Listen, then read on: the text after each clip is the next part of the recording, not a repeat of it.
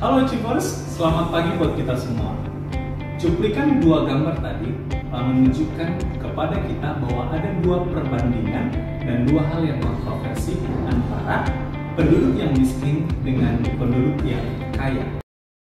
Tidak hanya memporak-porandakan anggaran negara, pagebluk COVID-19 turut mengoyak angka pengangguran dan kemiskinan. Inilah situasi genting sebenarnya. Indonesia dan dunia sedang menghadapi masalah yang lebih kompleks dibandingkan dengan saat krisis ekonomi 2008. Pembatasan sosial berskala besar alias PSBB menyebabkan penduduk kehilangan pendapatan. Angka pengangguran dan jumlah penduduk miskin pun menganga. Penghasilan kalau semenjak corona terus terang menurun. Iya, menurunnya karena saya kan konveksi berdagang gitu kan. Yang belanja jadi yang biasanya belanja nggak belanja gitu. Nggak belanja, jadi otomatis nggak ada yang belanja, jadi nggak ada masukan gitu. Penghasilan sih omsetnya ya lumayan. Sekarang semenjak corona itu drastis turunnya, Mbak. Bisa saya bilang hampir lebih dari 50%. Bisa dibilang sekarang hanya bisa buat makan aja. Itu udah syukur aja sekarang. Berdasarkan data Badan Pusat Statistik, ada 24,79 juta orang miskin di Indonesia pada September 2019. Angka ini setara 9,22% dari jumlah penduduk Indonesia. Sedangkan per Agustus 2019, ada 7,05 juta pengangguran atau 5,28% dari angkatan kerja di Indonesia sebanyak 133,56 juta orang. Ekonom menghitung minimal setengah dari jumlah pengangguran akibat COVID-19 akan menambah jumlah penduduk miskin. Untungnya, masalah ini hanya sementara, karena secara fundamental ekonomi Indonesia sebenarnya sangat baik.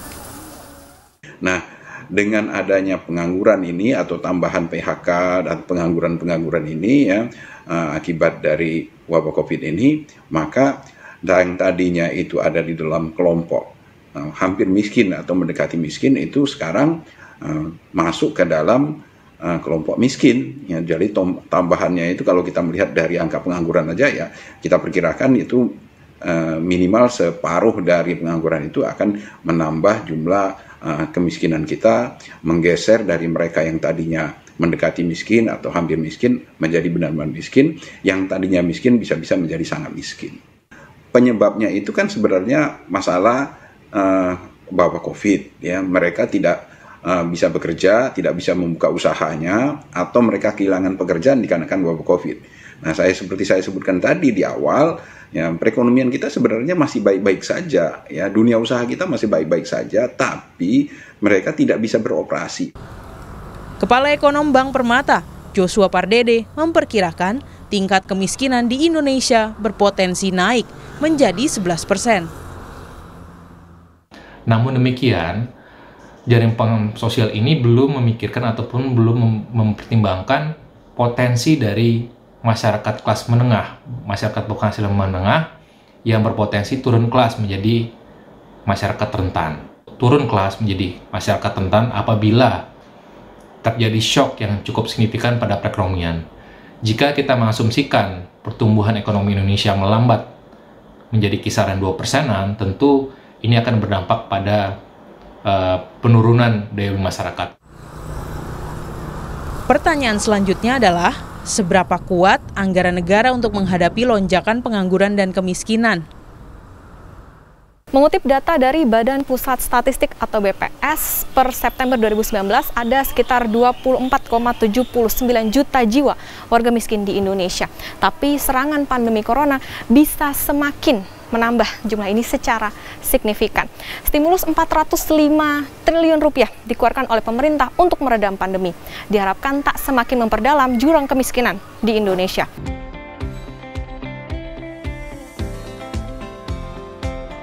Pada pertemuan kita kali ini, kita akan membahas tentang pendapatan per kapita. Anak-anak, apa itu pendapatan per kapita? Pendapatan per kapita adalah jumlah rata-rata pendapatan penduduk dalam suatu negara yang dihitung dalam satu tahun. pendapatan per kapita sebagai tolak ukur kesejahteraan suatu masyarakat dan sebagai tolak ukur dalam pembangunan ekonomi di negara tersebut. Makin besar pendapatan per kapita masyarakat dalam suatu negara, itu menunjukkan tingkat kemakmuran suatu negara tersebut.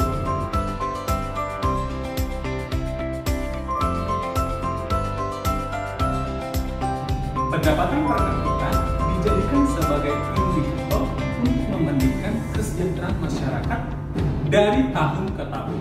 Pendapatan per kapita juga dijadikan sebagai petunjuk bahwa pembangunan yang dilaksanakan oleh pemerintah itu telah berhasil. Pendapatan per kapita juga menunjukkan bahwa pembangunan ekonomi di negara tersebut berhasil.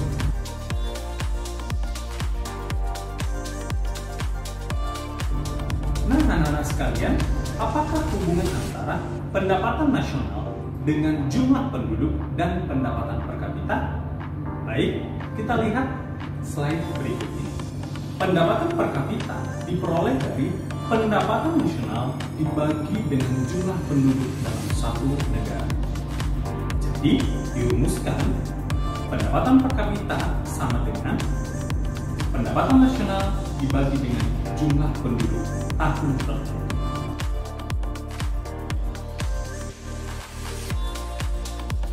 Baik, kita melihat pendapatan per kapita negara-negara dalam kurun waktu 2014. Kita bisa melihat Indonesia berada di posisi mana.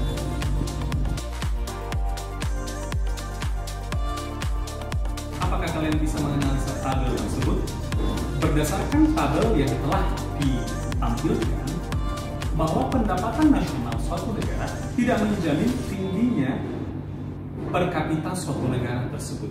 Naik turunnya jumlah penduduk dan jumlah pendapatan nasional akan mempengaruhi besar kecilnya jumlah pendapatan per kapita dalam suatu negara.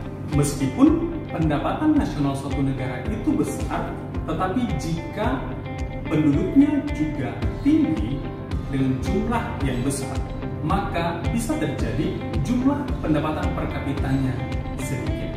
Nah, yang menjadi pertanyaan, apa usaha pemerintah untuk meningkatkan pendapatan per kapita yang ada di Indonesia? Jawabannya adalah menekan laju pertumbuhan penduduk yang ada di Indonesia. Badan Pusat Statistik BPS pada 21 Januari 2021 lalu merilis data resmi kependudukan Indonesia tahun 2020. Jumlah penduduk di Indonesia hingga September 2020 mencapai 270,2 juta jiwa yang didominasi oleh pria. Berita ini merupakan revisi dari berita data jumlah penduduk Indonesia yang kami tayangkan pada hari Sabtu tanggal 23 Januari 2021 lalu.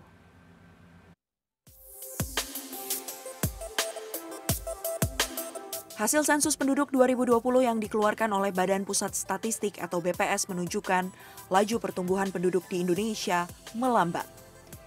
Dari 1,49% pada periode 2000 hingga 2010 menjadi 1,25% pada periode 2010 hingga 2020.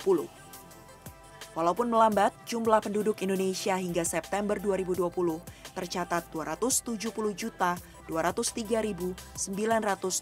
jiwa. Ini artinya ada penambahan sebanyak 32,56 juta jiwa dibandingkan sensus penduduk tahun 2010. Dengan luas daratan Indonesia sebesar 1,9 juta kilometer persegi, maka kepadatan penduduk Indonesia sebanyak 141 jiwa per kilometer persegi. Komposisi penduduk paling banyak adalah pria, yakni 136,66 juta jiwa, atau sebanyak 50,58% dari total jumlah penduduk di Indonesia. Sementara wanita, 133,54 juta jiwa, atau jika dilihat dari rasio jenis kelamin, terdapat 102 penduduk pria untuk setiap 100 penduduk wanita. Menurut klasifikasi generasi, penduduk Indonesia didominasi generasi Z yang mencapai 27,94%, milenial 25,87%, dan generasi X sebanyak 21,88%.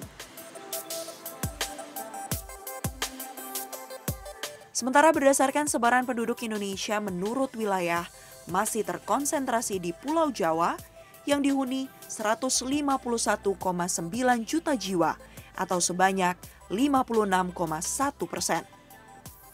Sedangkan Maluku dan Papua adalah pulau dengan jumlah penduduk paling sedikit, hanya 3,17%.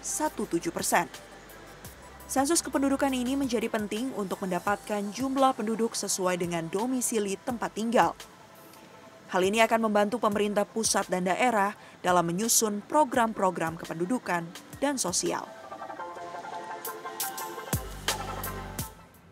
Melihat tingginya tingkat laju pertumbuhan penduduk Indonesia yang telah mencapai angka 2,6% per tahun, Komisi 9 DPR RI mendesak Badan Kependudukan dan Keluarga Berencana Nasional untuk membuat program inovatif yang dapat menekan laju pertumbuhan penduduk ke level ideal, yakni 2,1% per tahun.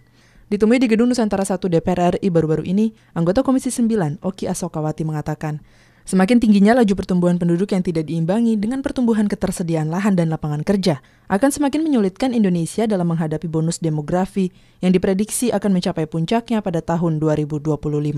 Untuk itu, Oki meminta keseriusan BKKBN dan kementerian terkait dalam hal pengendalian laju pertumbuhan penduduk, salah satunya mensosialisasikan pada masyarakat daerah akan potensi ledakan penduduk imbas pernikahan dini. Ada satu kementerian atau lembaga saja begitu. Dan terkait dengan LPP juga, saya melihat di sini adalah angka pernikahan dini di Indonesia juga sangat tinggi. Ya, oleh sebab itu memang sekali lagi BKKBN, Kemenkes, Kementerian Pemberdayaan Perempuan dan Perlindungan Anak, Kementerian Pendidikan itu harus bersatu padu begitu ya.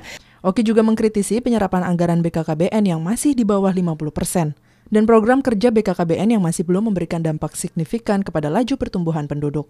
Untuk itu, Oki meminta BKKBN untuk bersinergi dengan instansi terkait dalam rangka penyusunan dan implementasi program kerja yang efektif. BKKBN juga penyerapannya itu masih kurang baik ya sampai saat ini. Padahal akhir tahun itu tinggal beberapa bulan lagi. Artinya memang untuk melakukan agar LPP laju pertambahan penduduk ini itu bisa dikurangi, itu menurut hemat saya BKKBN harus mempunyai program-program yang sifatnya inovatif. Nanda Oktaviani dan Denus, TVR Parlemen, melaporkan.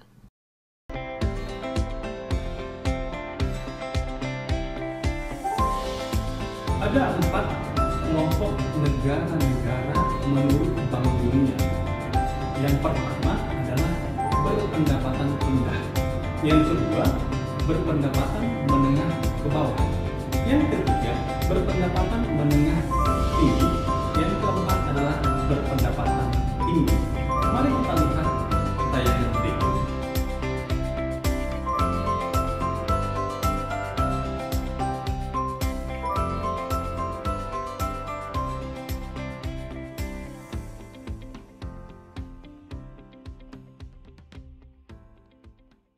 Informasi berikutnya ini soal masih tentang makroekonomi. Bank Dunia atau World Bank memasukkan Indonesia ke negara berpenghasilan menengah ke bawah alias lower middle income country. Posisi ini turun kelas karena pada 1 Juli 2020 atau tepatnya 1 tahun lalu, Bank Dunia menaikkan status Indonesia jadi upper middle income country atau negara berpenghasilan menengah atas. Penurunan kelas disebabkan gross national income per kapita Indonesia tahun 2020 yang turun menjadi $3.870 dari per kapita pada tahun 2019 yang sebesar $4.050 Amerika Serikat. Ekonom mengingatkan penurunan kelas berpotensi menaikkan bunga utang Indonesia ke depan dan situasi yang tidak menguntungkan saat COVID-19 tidak terkendali. Anak-anak sekalian, mari kita memperdalam materi dengan membaca buku Lensa Ekonomi di halaman 9. Mudah-mudahan kalian dapat memahami materi yang telah saya sampaikan pada pertemuan kali ini.